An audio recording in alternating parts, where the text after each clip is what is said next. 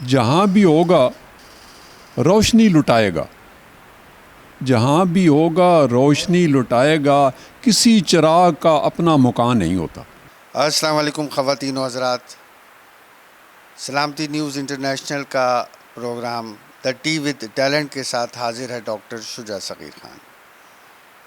آج میرے ساتھ ایک ایسی شخصیت ہے جو نہایت ہی لٹریری قسم کی شخصیت ہیں اور ہومیوپیتھی میں ایک بہت بڑا نام ہے، اور یہ سلامتی نیوز انٹرنیشنل کو ایک یہ اعزاز حاصل ہوا کہ آج جب وہ کراچی تشریف لائے تو ہم نے ان سے رابطہ کیا اور انہوں نے ہمیں ٹائم دیا۔ جی ناظرین، تمام ہومیوپیتھک ڈاکٹر تو سمجھ ہی گئے ہوں گے میں کس کی بات کر رہا ہوں۔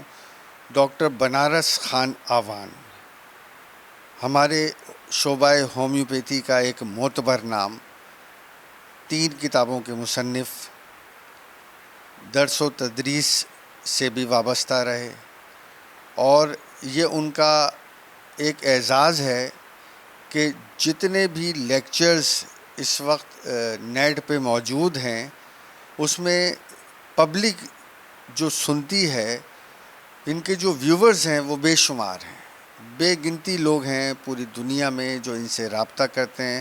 تو ناظرین چلتے ہیں بنارس خان آوان صاحب کی طرف۔ السلام علیکم بنارس صاحب، وعلیکم السلام جناب۔ کیسے مزاج ہیں؟ جی بہت شکریہ، ٹھیک ہوں، بس میں آج ہی کراچی آیا ہوں تو آپ کی خدمت میں بھی حاضر ہو گیا، جزاک اللہ خیر۔ اچھا بنارس صاحب، یہ بتائیے گا کہ آپ کی ماشاءاللہ جو تاریخ پیدائش ہے یا مقام پیدائش ہے وہ کہاں کی ہے؟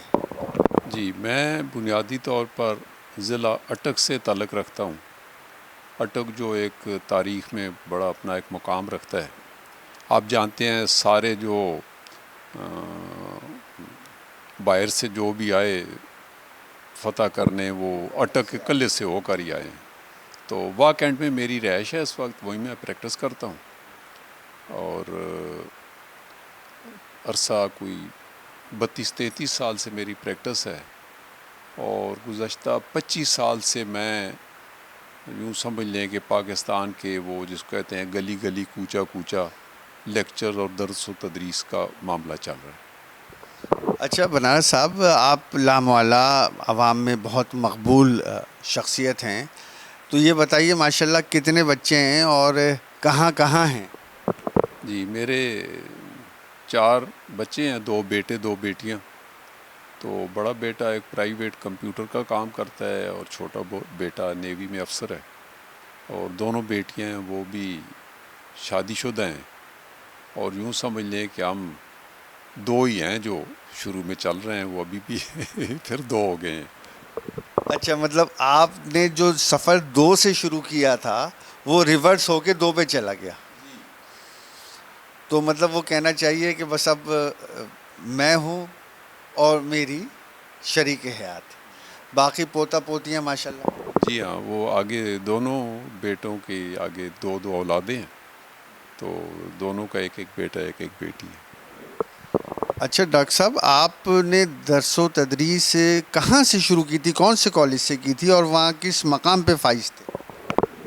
سر ہم نے ٹیکسلا میں گندارا ہومیوپیتھک میڈیکل کالج کی بنیاد رکھی، یہ کوئی 1999 کی بات ہے، تو میں اس کا پہلا بانی پرنسپل بھی ہوں، تو وہاں سے ہمارا معاملہ چلا، تو پھر مختلف ہومیوپیتھک تنظیموں سے میری وابستگی رہی، PHDA، Asian homeopathic medical league, society of homeopaths, اور PHMA کے پلیٹ فارم پر میں نے لیکچر تو دیے ہیں لیکن باقاعدگی سے وابستگی نہیں رہی، تو تب سے اب تک یہ سلسلہ چلا آ رہا ہے اور یہ سلسلہ جاری ہے۔ اچھا بنارس صاحب، آپ نے ماشاءاللہ کچھ اندازہ ہے جو آپ کے لیکچرز اس وقت یوٹیوب پہ موجود ہیں، اندازاً آپ کو یاد ہے کہ تقریباً کتنے لیکچرز ہیں آپ؟ جی بس معذرت کے ساتھ یہ سمجھ لیں کہ مجھے کوئی گنتی نہیں ہے، یہ میرے بے شمار لیکچرز ہیں۔ میرا اپنا یوٹیوب چینل ہے بنارس خان ہومیوپیتھ کے نام سے، اور وہ چونکہ میرے خیال میں 12 سال ہو گئے ہیں وہ چینل میرا چل رہا ہے، اور بعض لیکچر کے ویوز تو ماشاءاللہ 18-20 کے تک بھی ہیں، اور یہ ابھی بھی میں اس کو اپلوڈ کرتا رہتا ہوں لیکچرز کو، اور یہ لیکچر جاری رہتے ہیں، آج بھی جاری ہیں۔ اچھا، میرا خیال ہے کہ جب ہمارا یہ آپ کا انٹرویو آن ایئر جائے گا سلامتی نیوز پر، تو مجھے امید ہے کہ آپ اس کو بھی اپنے ویب چینل پہ لے کے جائیں گے۔ جی ضرور، انشاءاللہ میری لیے یہ بڑی خوشی کا مقام ہوگا۔ جیسا کہ آپ جانتے ہوں گے میرا فیس بک اکاؤنٹ ہے، پھر میرا فیس بک پیج ہے سپر ہومیو کلینک کے نام سے، وہاں پر میرے خیال میں ملٹی تھاؤزنڈ کے حساب سے ٹیکسٹ پر پوسٹیں موجود ہیں، اور آلموسٹ ڈیلی میری 1 یا 2 پوسٹیں جب سے میں نے شروع کیا اس پہ دے رہا ہوں۔ اور اس کے علاوہ میرا بنارس خان ہومیوپیتھک لیکچرز کے نام سے ایک ویڈیو والا پیج بھی ہے، اس میں میرے لیکچرز ہوتے ہیں، پھر میری ویب سائٹ ہے superhomeo.com کے نام سے۔ تو یہ ساری کی ساری سوشل میڈیا کے ساتھ معاملات چلتے رہتے ہیں۔ اچھا، یہ بتائیں کہ اتنا ٹائم آپ کیسے دے دیتے ہیں؟ مطلب یہ تو ایک بہت بڑا کام ہے جو کام آپ کر رہے ہیں نا، یہ تو یہ سمجھیے اس میں تو پورا دن اور رات تک بعض دفعہ دینی پڑ جاتی ہے، اتنے سارے ویورز ہیں آپ کے، تو ٹائم کیسے نکالتے ہیں آپ؟ یہ سوال آپ کا ماشاءاللہ بہت اچھا ہے، میں اس کا آپ کو جواب دینے کی کوشش کرتا ہوں۔ دیکھیے، جارج ویتھالکس نے کہا تھا، جارج ویتھالکس اس وقت ہومیوپیتھی کا سب سے بڑا نام ہے، یونان سے اس کا تعلق ہے۔ میں اس کے پاس گیا بھی تھا وہاں کچھ تعلیم حاصل کرنے۔ وہ کہتا ہے کہ ہومیوپیتھی کو عشق سمجھ کر کرو، لیبر سمجھ کر نہ کرو۔ اور کئی دفعہ فیس بک پہ مجھے ساتھی کہتے ہیں یہ تو ہر وقت فیس بک پر ہی چڑھا رہتا ہے، اس کے پاس ٹائم کہاں سے آتا ہے؟ تو میں یہاں اپنے ویورز کو بتانا چاہتا ہوں کہ میرا جو ٹائم ہے جو میں دیتا ہوں ہومیوپیتھی کو، صبح 6 سے لے کر رات 9 بجے تک، صبح 6 سے لے کر رات 9 بجے تک ٹائم دیتا ہوں، اور اس میں میرے سارے کام ہوتے ہیں۔ پہلا کام ہی میرا یہ ہوتا ہے نئی پوسٹ بنا کر اپلوڈ کرنا، اس کے بعد جو میرے ویورز ہیں ان کے سوالوں کے جواب دینا، کوئریز دینی، پھر میں دونوں time full time homeopathic practice بھی کرتا ہوں، میرا اور کوئی کام نہیں ہے، تو یہ سارا میں مینیج کرتا ہوں اس طرح سے۔ اچھا، یہ جو آپ مینیج کرتے ہیں اس میں لامعالہ کلینک پہ پیشنٹ بھی ہوتے ہوں گے، اور جہاں تک میری اطلاع کے مطابق آپ کے پاس مریضوں کی کافی قطار ہوتی ہے، کافی مریض ہوتے ہیں، اور صبح سے شام تک اندازاً آپ کو پتہ ہے کہ آپ تقریباً کتنے مریض روز دیکھ لیتے ہیں؟ سر یہی بڑا اچھا سوال ہے، آپ حیران ہوں گے کہ میرے پاس مریضوں کی قطار نہیں ہوتی، میں اپوائنٹمنٹ پر دیکھتا ہوں، اور میں مریض کو فرسٹ وزٹ پہ 30 منٹ سے لے کر 2 گھنٹے تک دیتا ہوں، کیونکہ کرونک امراض جو ہوتے ہیں اس میں پوری جب تک تفصیل نہ لی جائے بات بنتی نہیں ہے۔ ایکیوٹ کیس کا الگ ہے، وہ آپ 5-7 منٹ میں بھی کر سکتے ہیں۔ تو یہ دونوں ٹائم میں نے سب مریضوں کو کہا ہوا ہے، وہ اپوائنٹمنٹ پر میں دیکھتا ہوں تاکہ ہر مریض کو مکمل ٹائم دیا جائے اور مکمل کیس ٹیکنگ کی جائے، اور تاکہ شفا یابی کا معاملہ بھی حل ہو۔ اچھا، آپ یہ سمجھتے ہیں کہ جب تک پوری کیس ہسٹری نہ ہو، اچھا میں تو آج کل یہ دیکھ رہا ہوں، ڈاکٹر صاحب آپ بھی دیکھ رہے ہیں کہ آپ نے دیکھا ہوگا کہ کہتے ہیں جی وہ ڈاکٹر صاحب کے پاس تو اتنی لائن لگی ہوتی ہے، 100 مریض دیکھ رہے ہوتے ہیں، 100۔ کیا مجھے ایک سوال میرے ذہن میں بار بار آتا ہے، کیونکہ آپ کو اچھی طریقے سے پتہ ہے کہ الحمدللہ میں ہومیوپیتھک میں آپ کا اور میرا سفر تقریباً ساتھ کا ہی ہے، اور ان پریکٹس آپ بھی ہیں اور میں بھی ہوں، اور ایک اچھے ٹائٹل پہ میں اس وقت موجود ہوں ہومیوپیتھک کے، تو میں نہیں سمجھتا کہ ایک اچھا ہومیوپیتھ ڈاکٹر 2 سے 3 گھنٹے میں مشکل سے 10 مریض ہی دیکھ پاتا ہے۔ تو یہ کہہ دینا کہ جی لمبی لمبی لائن ہوتی ہے اور 100 مریض دیکھتے ہیں، تو کیا آپ سمجھتے ہیں کہ کیا وہ ڈاکٹر اس لائق ہے کہ اسے وہ مریض کو شفا دے پا رہا ہے، یا وہ اشتہاری ڈاکٹر ہے؟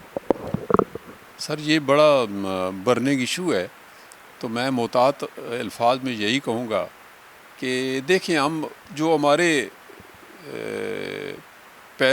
پیش رو گزرے ہیں بڑے عالم جو ہومیوپیتھی میں نے جتنا بھی مطالعہ کیا ہے 250 سالہ تاریخ کا ہومیوپیتھی کا، مجھے کسی کے پاس بہت زیادہ رش لگنے کی کوئی ہسٹری نہیں ملتی.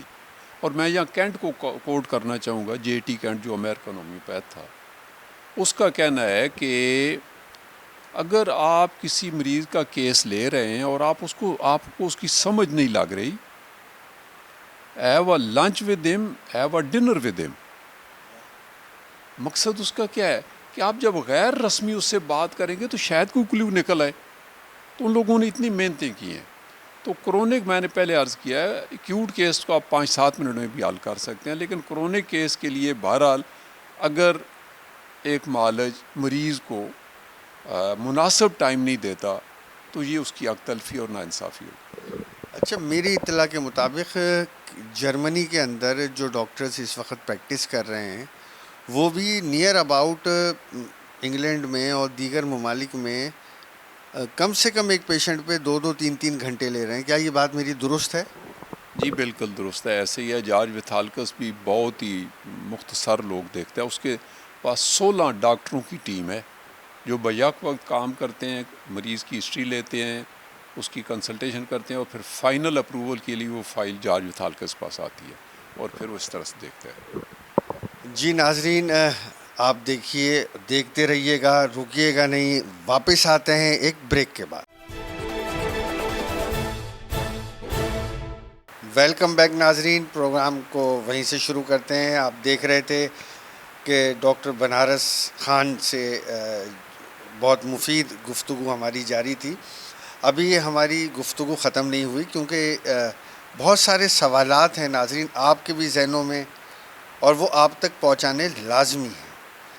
تو بنارس صاحب، بات یہ ہو رہی تھی کہ ہومیوپیتھک سے ہٹ کے میں نے یہ دیکھا کہ آپ ماشاءاللہ کچھ ادب کی طرف بھی راغب ہیں. تو ادب سے آپ کا کیسے لگا ہوا؟ ماشاءاللہ میں یہ دیکھتا ہوں کہ جب آپ چینل کے اوپر ہوتے ہیں تو آپ کا انداز اور میرا انداز شاعری کچھ ملتا جلتا ہے. تو ایسی کون سی وجہ ہے کہ آپ کو ادب سے بھی تعلق ہے؟ کیونکہ آپ تو فل ٹائم جو ہے ہومیوپیتھک کی طرف ہیں، تو یہ ادب کہاں سے آ گیا بیچ میں؟ ماشاء اللہ، یہ بھی بڑا دلچسپ سوال ہے اور آپ کے چینل کے توسط سے شاید ناظرین پہلی دفعہ آگاہ ہوں گے کہ میں نے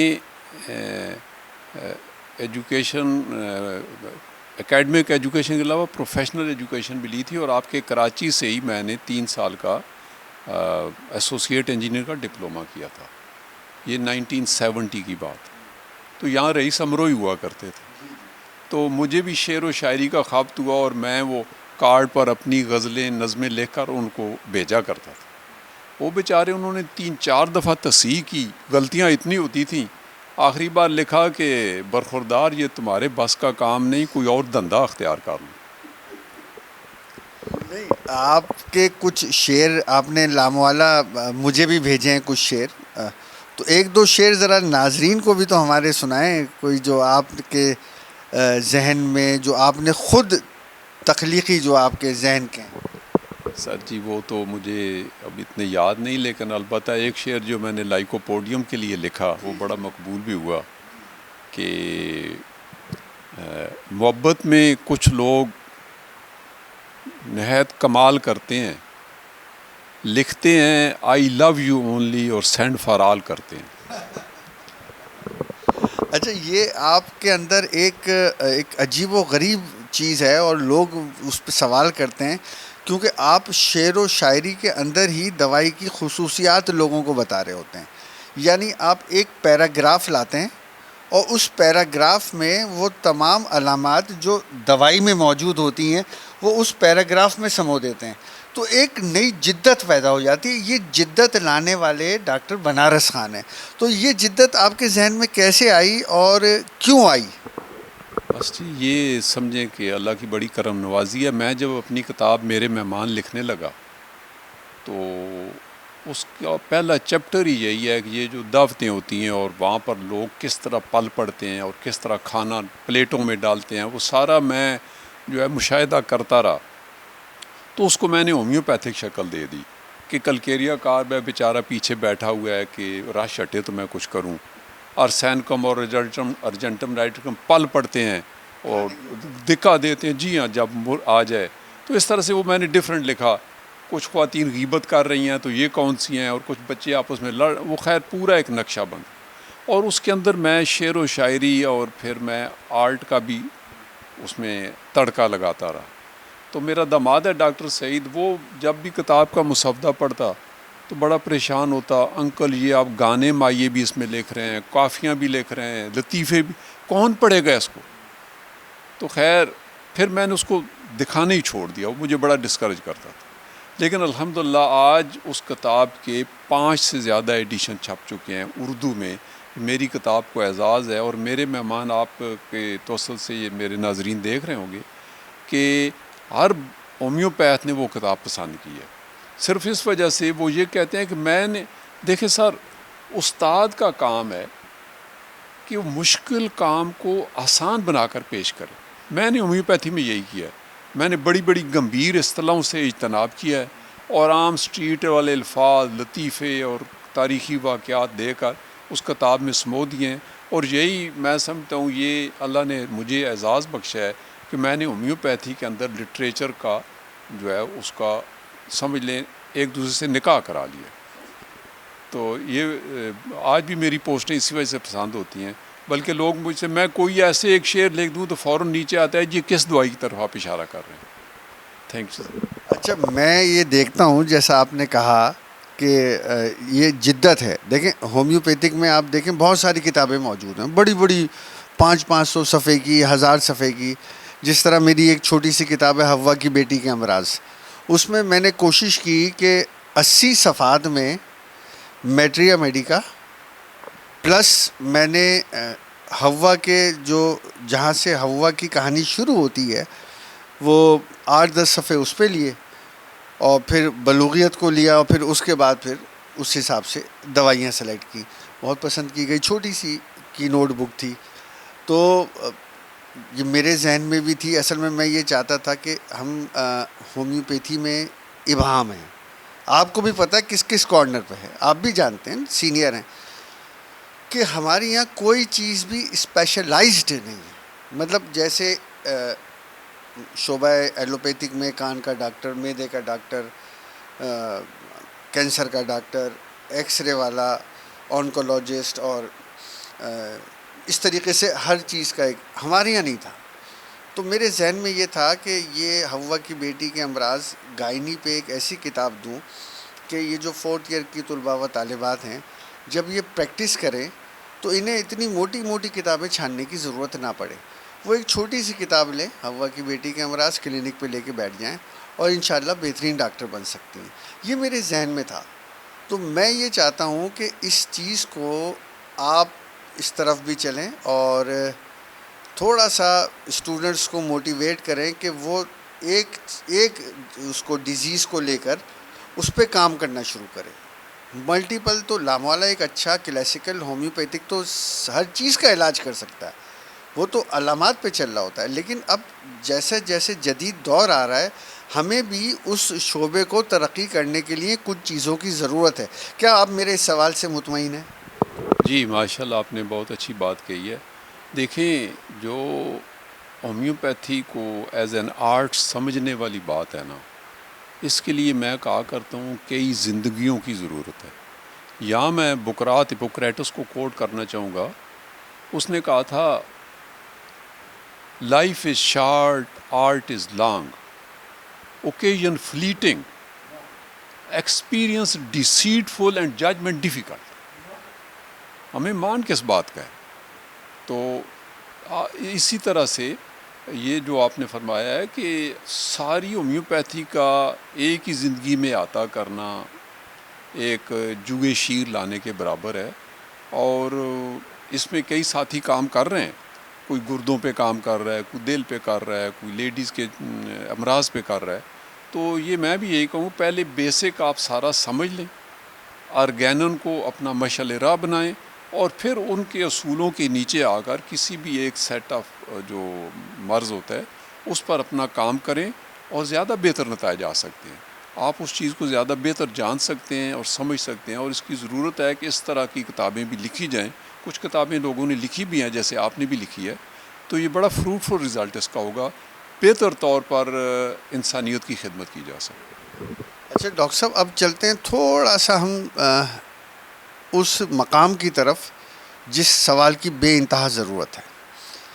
ہومیوپیتھک میں جو سیلیبس پڑھایا جا رہا ہے اس وقت first year, second year, third year میں، لامحالہ اردو میں پڑھایا جاتا ہے، کچھ اسٹوڈنٹس ہیں وہ انگلش میں بھی پڑھتے ہیں، لیکن تھرو آؤٹ آپ دیکھیں پاکستان میں اردو میں ہی پڑھایا جاتا ہے۔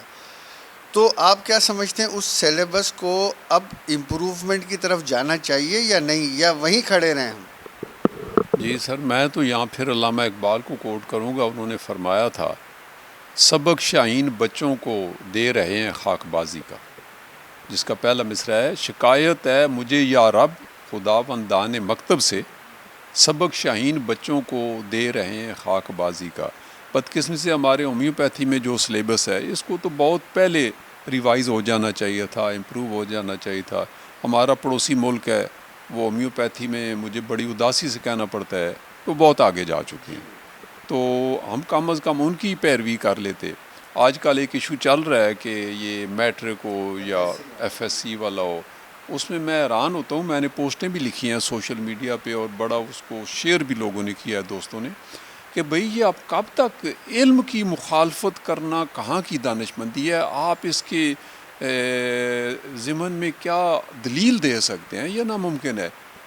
پہلی وہی جو ہے وہ جو شروع ہوئی ہے تو اس میں علم کے نام پر شروع ہوئی ہے، تو اس لیے یہ اس وقت زمانہ کی بہت بڑی ضرورت ہے کہ اس کو فوری طور پر ریوائز کیا جائے اور بنیادی تعلیم کو میٹرک سے اٹھا کر کم از کم F S C pre medical کیا جائے۔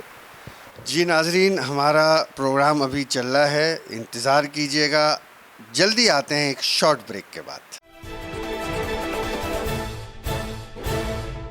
جی ناظرین، اب ہم پروگرام کو وہیں سے شروع کرتے ہیں، بریک ختم ہوا، بنارس صاحب موجود ہیں، وقت کم ہے، مقابلہ سخت ہے۔ بنارس صاحب، ابھی بات یہ ہو رہی تھی کہ میں نے کہا سلیبس کے حوالے سے، اور اس وقت بہت کام ہو رہا ہے، آپ سوشل میڈیا پہ دیکھ بھی رہے ہیں، ہمارے سابق صدر محمود اللہ قباسی صاحب نے بھی پچھلے دنوں ایک پوسٹ لگائی، آپ نے بھی لگائی، پھر اسی ضمن کو آگے لے کر جاوید شاہ صاحب جو ہمارے بہت سینئر ہوں پہ ڈاکٹر بھی ہیں اور سابق پریزیڈنٹ بھی تھے نیشنل کونسل کے، انہوں نے بھی ریسنٹلی ایک خط لکھا ہے ارباب اقتدار کو اس ایف ایس سی کے حوالے سے۔ آپ نے بالکل صحیح کہا، یہ بہت پہلے ہو جانا چاہیے تھا، لیکن میں یہ دیکھ رہا ہوں نیشنل کونسل بھی جو ہے کوشش کر رہی ہے اس ضمن میں، لیکن وہاں پہ کچھ کالجز والے اس کا شکار ہیں کہ کہیں اگر ہم نے اس کو ایف ایس سی کر دیا تو ہمارے کالج میں اسٹوڈنٹ نہیں آئیں گے، بڑا مسئلہ ہو جائے گا، کالج نہیں چل پائے گا، ویسے ہی اخراجات پورے نہیں ہوتے، تو کالج والے جو ہیں نا وہ اس انداز میں نہیں سوچ رہے، جبکہ میں یہ سمجھتا ہوں کہ کالجز تو ہماری نرسری ہیں، اگر ہماری نرسری اور بیس مضبوط ہونا تو اس میں کوئی شک نہیں کہ ہم بہترین ڈاکٹر جو ہے نا ان نرسریز سے نکال سکتے تھے، لیکن آپ کو بھی پتہ ہے ہمارا معیار کیا ہے کیا نہیں ہے۔ اس مرتبہ آپ نے سالانہ امتحان میں دیکھا کس قدر بچے فیل ہوئے ہیں۔ اسی طریقے سے میں آپ کو حیران بتاؤں، ابھی پری انجینئرنگ کا کراچی میں رزلٹ آیا، 25 کالجز ایسے تھے جس میں ایک بچہ پاس نہیں ہوا، تو یہ تو تدریس کا معیار ہے۔ اب ہمیں یہ سوچنا ہے کہ اس معیار کو ہم نے کیسے بلند کرنا ہے، تو وہ جو سینٹ میں جو ایک اس وقت چل رہی ہے بحث، تو میں ناظرین میں بھی اس بات پہ 100% متفق ہوں، بنارس صاحب بھی متفق ہیں کہ ہمارا جو داخلے کا جو اسٹیٹس ہے نا وہ ایف ایس سی سے کم نہیں ہونا چاہیے۔ جب ہم بی ایچ ایم ایس کی طرف جائیں گے، لامحالہ جو ڈی ایچ ایم ایس کر رہا ہے اسے پریکٹس کرنے کی اجازت تو رہے گی، وہ پریشان کیوں ہوتا ہے؟ اس سے کوئی پریکٹس کرنے کا حق نہیں چھینا جا رہا۔ عموماً لوگوں کے ذہنوں میں بنارس صاحب یہ سوال ہے، آپ دیکھتے ہیں آپ کے گروپ میں بھی اور دیگر لوگ پریشان ہو رہے ہوتے ہیں، ہمارے کچھ ڈاکٹرز ہیں کہ جی ہم ڈپلومہ ہولڈر ہیں، کہیں یہ نہ ہو کہ ہمیں پریکٹس نہ کی جائے۔ ایسا کہیں نہیں لکھا اس کے اندر، یہ تو نئے آنے والوں کے لیے ہیں، پرانوں کا اسٹیٹس اپنی جگہ ہے۔ کیا میں صحیح ہوں بنارس صاحب؟ جی 100%، اور میں آپ کو یہاں انڈیا کی مثال دیتا ہوں۔ انڈیا میں پہلے ڈی ایچ ایم ایس ہوتا تھا، بی ایچ ایم ایس نہیں ہوتا تھا، پھر ایک وقت آیا کہ ان کے یہاں بی ایچ ایم ایس شروع ہوا، اور جو ڈی ایچ ایم ایس والے معالجین تھے وہ ساری زندگی اپنا ڈی ایچ ایم ایس کی پریکٹس کرتے رہے، اور وہ بھی چونکہ قانونی اور لیگل طریقے سے تھے. تو جو میں سمجھتا ہوں ہمارے ساتھی جو ڈی ایچ ایم ایس کی پریکٹس کر رہے ہیں ان کو کسی قسم کا کوئی خدشہ، کوئی ریزرویشن نہیں ہونی چاہیے، کوئی ان کو پریشانی نہیں ہونی چاہیے. وہ ایز اٹ از چلتے رہیں گے، اور جب یہ بی ایچ ایم ایس بعد میں آئیں گے تو یہ ان کی جگہ لیں گے. اور دیکھیں یہ وقت کا تقاضا ہوتا ہے. دیکھیں دانا اس کو کہتے ہیں جو اثر کو جانتا ہو. اثر کہتے ہیں زمانے کی چال کو. تو اگر ہم اس چال کو، اس زمانے کو اس وقت نہیں سمجھیں گے تو ہم اور بہت نقصان میں رہیں گے. اور میں یہاں کالجز کے حوالے سے بات کر دوں کہ جن کالجز کو یہ خدشات لاحق ہیں کہ ان کے اسٹوڈنٹس نہیں رہیں گے، میں عرض کرتا ہوں یہ تھوڑا سا ٹرانزیشنل پیریڈ ہے. آپ 1-2 سال صبر کریں گے، داخلے لیں گے تو آپ کے پاس ایف ایس سی والے داخلے آئیں گے، آپ کی فیسیں معقول ہوں گی، آپ ان سے اچھی فیسیں لیں گے اور ان ریٹرن ان کو آپ اچھی نالج ڈیلیور کریں گے، اور یہ ون ون سچویشن ہے، دونوں پارٹیوں کا بھلا ہوگا. تو ایسا کوئی نہیں کہ کالج کو کوئی مسئلہ بنتا ہے، کالج کے تو فائدے کی بات ہوگی.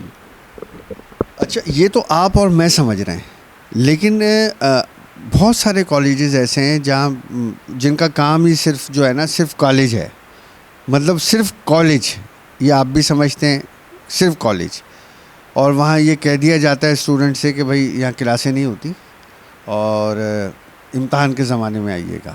سب سے زیادہ پریشانی تو ان کالجز کو لاحق ہے نا جہاں کلاسز ہوتی ہیں، جہاں ٹیچرز موجود ہیں، جہاں پروفیسرز موجود ہیں، جہاں باقاعدہ کلاسز ہوتی ہیں. آپ دیکھیں کہ کتنے کالجز ایسے ہیں جن کی پوزیشن آئی ہے اس دفعہ.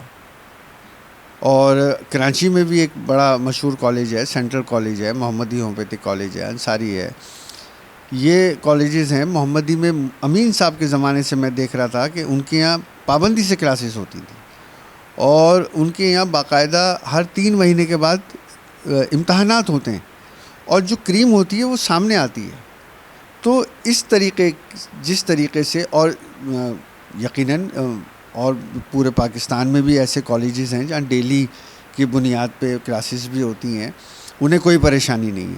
پریشانی تو صرف ان کو ہے کہ جنہوں نے نام نہاد کالجز بنائے ہوئے ہیں.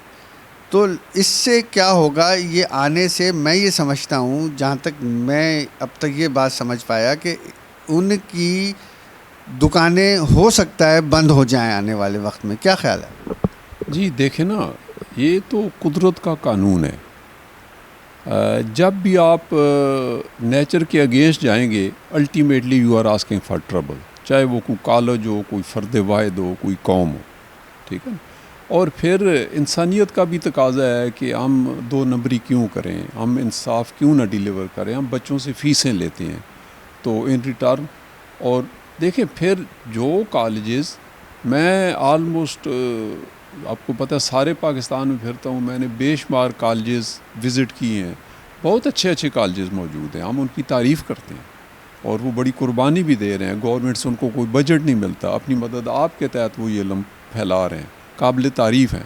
اور اس میں اگر کوئی چند ایک ہیں، محدود چند، تو جو ہیں، جو اگر وہ سمجھتے ہیں کہ وہ صحیح کام نہیں کر رہے تو کنسیکوینسز تو آتے ہیں. قدرت کا ایک قانون ہے، وہی آگے چلتا ہے جو دیانتداری سے آگے چلتا ہے. اچھا، اب چلتے ہیں تھوڑا سا ادویات کی طرف. جتنی تیزی سے ہمارے یہاں کمپاؤنڈ میڈیسن پچھلی صدی میں بننا شروع ہوئی، اگر میں پیچھے جاؤں آج سے تقریباً 20-25 سال پہلے، تو ہمیں تو ولموائل شعبے اور لوکل کچھ ہی کمپنیاں تھیں، مسعود صاحب کی اور دیگر 2-4 کمپنیز تھیں. اب اس میں بے شمار جو ہے نا ادویات سازی میں آ گئی ہیں. اور یہ تو بہت اچھا ہے کہ ڈریپ کا قانون موجود ہے. پہلے جب ڈریپ کا قانون نہیں تھا تو گلی گلی کوچے کوچے میں دوائیاں بننی شروع ہو گئی تھیں. یہ تو حکومتی سطح پہ میں یہ سمجھتا ہوں، جیسے سندھ ہیلتھ کیئر کمیشن نے کوئکری کو ختم کرنے کے لیے، یہ بات بری نہیں ہے، حقیقت ہے یہ کہ ہمارے یہاں جو ہومیوپیتھ تھے وہ نرسنگ کا کورس کر کے اور ڈاکٹر صرف DHMS لکھ کر اور ایلوپیتھی کی پریکٹس کر رہے تھے. تو اس سندھ ہیلتھ کیئر کمیشن، یہ کمیشن تو 4 صوبوں میں بنے نا، پنجاب ہیلتھ کیئر کمیشن الگ تھا، KPK کا الگ تھا. اس سے آپ کیا سمجھتے ہیں کہ بہتری آئی ہے؟ یہ کوئکری ختم ہونے میں حکومت نے کوئی اچھا کردار ادا کیا؟ جی بالکل، میں سمجھتا ہوں اس میں بہت بہتری آئی ہے. جو ہیلتھ کیئر کمیشن بنے ہیں انہوں نے ایک چینلائز کیا ہے، ریگولرائز کیا ہے سسٹم کو. اور یقیناً جو دیکھیں جی، غیر معیاری ادویات کی ہمیں ہمیشہ نفی کرنی ہوگی، حوصلہ شکنی کرنی ہوگی، کیونکہ ہمارے پاس کوئی ایسا اخلاقی جواز نہیں بنتا کہ ہم کسی غیر معیاری دوائی کو پروموٹ کریں. اور پاکستان میں ماشاء اللہ بہت اچھی اچھی کمپنیاں ہیں جو معیاری دوا بنا رہی ہیں. وہ کام بھی کرتی ہیں، تسلی بخش کام کرتی ہیں. امپورٹڈ دوائیاں بھی ہیں، ان کا مقام اپنی جگہ پر ہے. لیکن ہمارے ہاں جو کمپنیاں لوکل معیاری دوائی بنا رہی ہیں، ہمیں ان کی حوصلہ افزائی کرنی چاہیے. کیونکہ آپ کو پتہ ہے ڈالر کتنا مہنگا ہوتا ہے. ڈالر مہنگا ہونے سے امپورٹڈ دواؤں کی قیمت بڑھتی ہے اور ایک معالج کے وہ رینج میں نہیں آتی. الٹیمیٹلی وہ معالج کیا، وہ پھر مریض پر ہی وہ سارا بوجھ پڑتا ہے. ہاں، تو اس حوالے سے جو بھی پاکستان میں معیاری دوائیں بنانے والی کمپنیاں ہیں، ہم ان کی حوصلہ افزائی کرتے ہیں، ان کی تعریف کرتے ہیں اور ان کے ریزلٹس بھی ملتے ہیں. بالکل آپ نے صحیح کہا. یقیناً میری پریکٹس میں بھی لوکل ادویات موجود ہیں. یقیناً ایک جو باہر سے ادویات آتی ہیں، آپ نے بالکل صحیح کہا کہ جیسے جیسے ہماری کرنسی ڈی ویلیو ہوتی ہے تو یقیناً ان دواؤں کے ریٹ اوپر آتے ہیں اور پھر وہ ڈاکٹر کی دسترس سے باہر ہو جاتے ہیں. اور ڈاکٹر یقیناً کس سے پیسے لے گا؟ مریض سے ہی لے گا الٹیمیٹلی. تو اب جو مقامی جو ہمارے یہاں دوائی بن رہی ہیں اس میں نو ڈاؤٹ کہ بڑی اچھی دوائیاں ہیں اور وہ اس رینج میں آ جاتی ہیں. کیونکہ ہم جو ہومیوپیتھک کر رہے ہیں، ہم لوٹ مار نہیں کر رہے. دیکھیں مختلف شعبے میں لوٹ مار ہے. اچھا، ایک بڑا اہم سوال جو شروع سے جس پہ میں نے کام کیا، میری ہمیشہ یہ خواہش رہی بینگ اے قائد ہومیوپیتھی کہ ایک چھت کے نیچے تینوں طریقہ علاج موجود ہونے چاہیے. ایک چھت کے نیچے، چاہے وہ سرکاری اسپتال ہو، چاہے وہ پرائیویٹ اسپتال ہو. اس میں شعبہ ایلوپیتھک بھی ہو، شعبہ ہومیوپیتھی بھی ہو اور طب بھی ہو، تاکہ پیشنٹ آ رہا ہے وہ یہ سمجھتا ہے کہ نہیں یار میں آپریشن نہیں کراؤں گا، پہلے میں جا کے ہومیوپیتھ سے مل لوں، ہو سکتا ہے میں اس کی دوائی سے صحیح ہو جاؤں. تو کاش میں دعا گو ہوں کہ اللہ تعالیٰ میرے اس خواب کو پورا کر دے اور ہماری حکومت جو ہے وہ یہ سوچے کہ دیکھیں ہم تو، آپ بھی انسانیت کے لیے کام کرتے ہیں، یعنی ہومیوپیتھی، میں بھی، ایلوپیتھک بھی، طب بھی ہیں، تو سب سائنس. تو اس میں کوئی قباحت نہیں ہونی چاہیے کہ ایک چھت کے نیچے بیٹھ کے تینوں شعبے اگر پریکٹس کریں گے تو اس کا فائدہ عام آدمی کو ہوگا. کیا آپ اس میرے سوال سے متفق ہیں؟ جی ماشاءاللہ، بہت اچھا آپ کا سوال ہے. اور جو میرا جو نظریہ ہے، میں جو عرض کرتا ہوں، پہلے میں آپ کے چینل کے توسط سے ناظرین کو، عوام کو یہ بتا دوں کہ بینگ اے ہومیوپیتھ ہم کسی بھی شعبہ طب کی مخالفت میں نہیں ہیں. ہم تمام شعبہ طب کی جو ان کی اہمیت ہے اس کو تسلیم کرتے ہیں، اور ہومیوپیتھی کو بھی. یہ پہلی بات. دوسرا، جیسا آپ نے فرمایا کہ تینوں مل کر کام کریں. دیکھیں اس وقت بنی نوع انسان کو صحت کے جو بھی جملہ مسائل درپیش ہیں، کوئی بھی ایک سسٹم آف تھراپیوٹکس جو ہے وہ اس کو حل کرنے کی پوزیشن میں نہیں ہے. ٹھیک ہے، اور یہ جلد یا بدیر ان تینوں سسٹم کو ایک پلیٹ فارم پر آنا پڑے گا. ان میں کمیونیکیشن ہوگی، ان میں ڈائلاگ ہوگا، تو تبھی ہم بنی نوع انسان کے جو مسائل ہیں ان سے کما حقہ ہوں نبٹنے کی جو ہے تب بھی اہلیت حاصل کریں. بالکل صحیح کہا آپ نے. یقیناً اس وقت جو ہے ہومیوپیتھی لامحالہ پرانے والی نہیں رہی، بہت آگے کی طرف چل پڑی ہے الحمدللہ.